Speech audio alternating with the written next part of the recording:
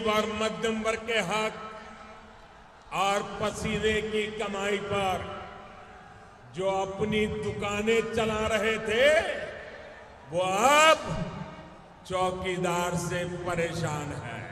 चौकीदार को गाली देने की कंपटीशन चल रही है।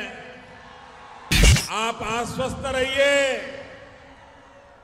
आपका ये चौकीदार पूरी तरह से चौकन्ना है।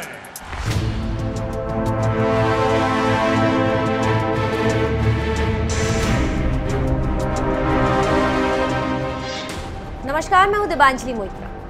इन दिनों दो मित्र देशों पर चुनावी रंग चढ़ा हुआ है। एक तरफ भारत है, जहां चुनावी रण का आगाज हो चुका है, तो दूसरी तरफ इजराइल है, जहां चुनावों की रणभेरी भी बज चुकी है और अब बस राज तिलक की तैयारी है।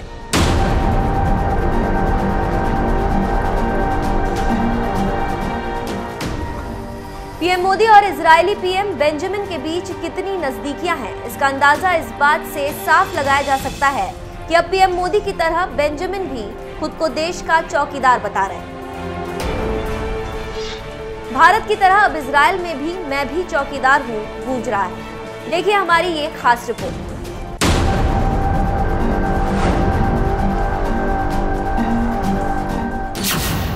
चुनावी रंग में रंगा इजराइल, मैं भी चौकीदार का गूंजा नारा, खुद को बताया मिस्टर सिक्योरिटी। चुनाव आते ही आरोप प्रत्यारोप का दौर शुरू हो जाता है। रैलियों से लेकर रोड शो नजर आने लगते हैं और राजनीतिक नारों की गूंज सुनाई देने लगती है, जो कि पहले चरण की वोटिंग के साथ भारत में लोकसभा चुनाव का आगाज हो चुका है। वोट डाले जा रहे हैं और 23 मई को नतीजे आने बाकी हैं। वो ऐतिहासिक तारीख है जो तय करेगी सियासी योद्धाओं की राजनीतिक किस्मत। जो हाल भारत का है, वही हाल इजराइल का हो रखा है।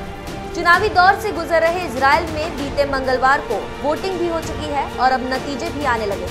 लेकिन सबसे दिलचस्प बात यह है कि इजराइल में मैं भी चौकीदार गूंज रहा है। पीएम मोदी ने खुद को जहां देश का चौकीदार बताया, तो वहीं बेंजामिन ने भी पीएम मोदी की देखा देखी खुद को मिस्टर सिक्योरिटी बता डाला, जिसके बाद जनता पर ऐसा जादू चला कि अब चुनावी नतीजे भी उनके पक्ष में दिख रहे हैं, जिसे देख पीएम मोदी ने उन्हें जीत की बधाई भी दे दी। पीएम मोदी ने ट्वीट कर कहा, मेरे प्रिय मित्र बीबी, बधाई, आप भारत के बड़े मित्र हैं और मैं आपके साथ दोनों देशों के द्विपक्षीय गठजोड़ को नई ऊंचाइयों तक ले जाने को उत्सुक हूं।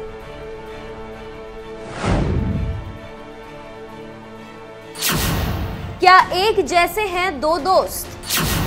किस करवट बैठेगी दो दोस्तों की दोस्ती? चौकीदार वर्सेस मिस्टर सिक्योरिटी। अब इजराइल के चुनावी नतीजे पर एक नजर डालें तो अब तक के आए नतीजों में किसी भी पार्टी को बहुमत नहीं मिला है और ऐसे में बेंजामिन के दोबारा पीएम बनने की संभावनाएं ज्यादा हैं। बेंजामिन अगर गठबंधन की सरकार बनाने में कामयाब हो जाते हैं तो वो लगातार 5वीं बार इजराइल के पीएम बनेंगे।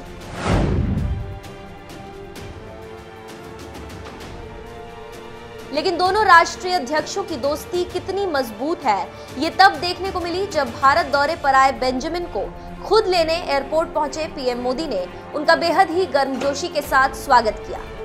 कहते हैं जब आदतें एक जैसी होती हैं तो दोस्ती और मजबूत बनती है। यही फंडा पीएम मोदी और बेंजामिन के बीच नजर आता है। दोनों ही दक्षिणपंथी विचारधारा के समर्थक हैं।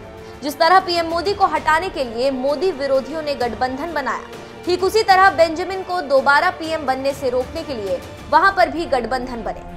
दोनों नेताओं के चुनाव कैंपेनिंग राष्ट्रवाद पर ज्यादा केंद्रित दिखी, जो कि पीएम मोदी ने खुद को देश का चौकीदार बताया, वहीं बेंजामिन ने खुद को मिस्टर सिक्योरिटी बता दिया। फिलहाल ये देखना बाकी है कि बेंजामिन की आने वाली सरकार में अब भारत इजराइल के रिश्ते किस परवान चढ़ेंगे।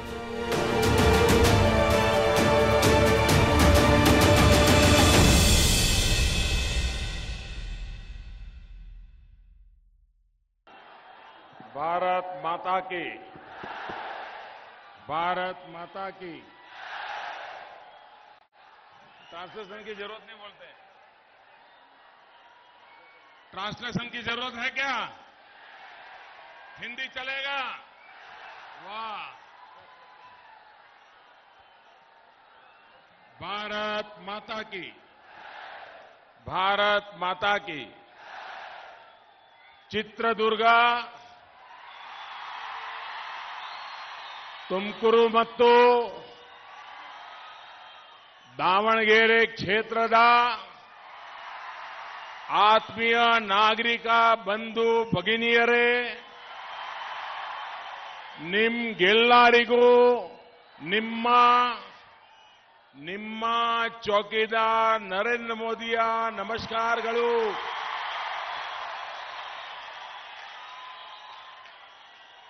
2 ದಿನಗಳ ಹಿಂದೆ ನಾವೆಲ್ಲರೂ ಯುಗಾದಿ ಹಬ್ಬವನ್ನು ಸಂತೋಷದಿಂದ ಆಚರಿಸಿದ್ದೇವೆ. ಕರ್ನಾಟಕದ ನನ್ನ ಆತ್ಮೀಯ ಬಂಧು ಭಗಿನಿಯರಿಗೆ ಯುಗಾದಿ ಹಬ್ಬದ ಶುಭಾಶಯಗಳು.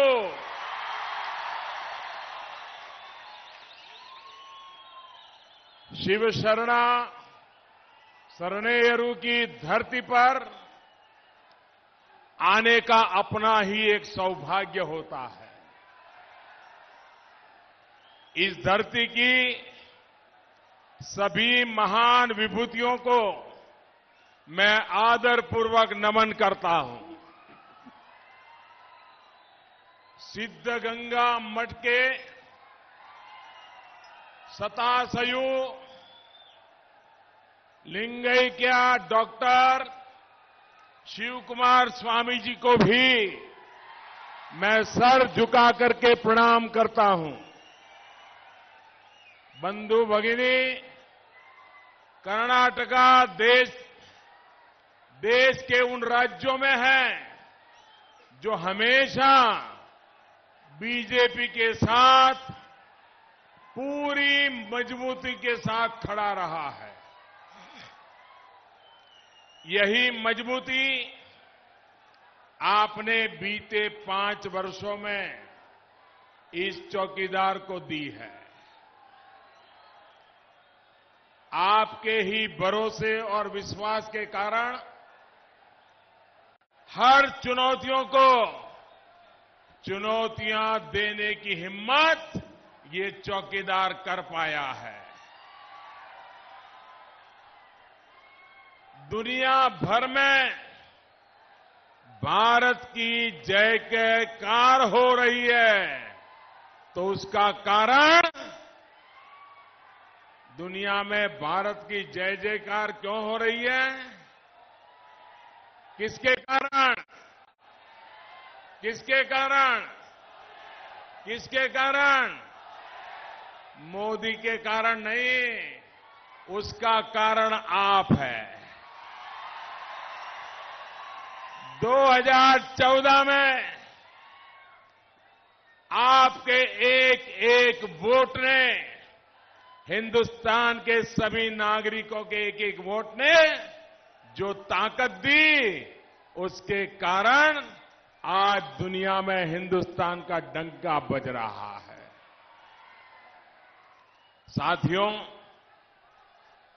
आज भारत का हर व्यक्ति आत्मविश्वास से भरा है, क्योंकि देश एक महाशक्ति बनने के रास्ते पर निकल पड़ा है. 5 वर्ष पहले का एक दौर वो था जब पाकिस्तान के आतंकी हम पर हमला करते थे और फिर पाकिस्तान से ही धमकियां भी मिलती थी. हमारे जाबाज एक्शन के लिए इजाजत मांगते थे, लेकिन तब की सरकार डर करके बैठ जाती थी. इस चौकीदार ने उस स्थिति को बदल दिया है. अब अगर डर है तो डर सीमा के उस पार है. वहां सत्ता में बैठे लोगों को तरह तरह के डरावने सपने आते हैं। आज धमकी देने वाले दुबक गए हैं और बालाकोट के प्रहार से आतंकी खौफ में है।